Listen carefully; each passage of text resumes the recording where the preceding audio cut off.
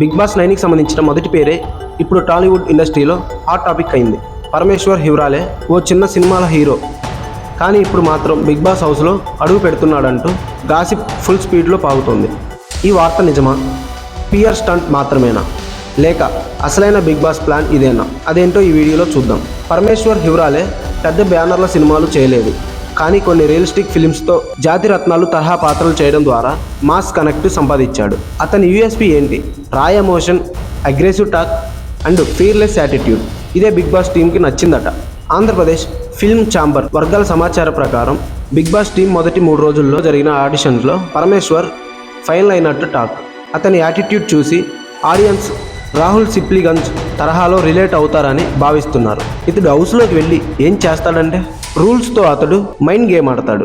మాటల తూటాలేయటం అతని టాలెంట్. ఈ విషయం బయటికి రావడం కూడా చిన్న విషయం కాదు.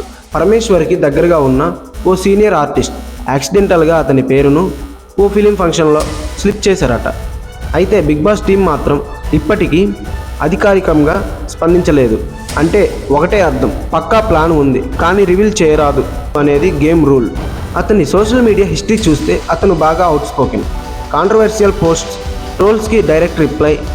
అంటే హౌస్లోకి వెళ్ళిన తర్వాత కన్ఫర్మ్గా ఫైర్ క్లాష్ వచ్చే అవకాశం ఉంది.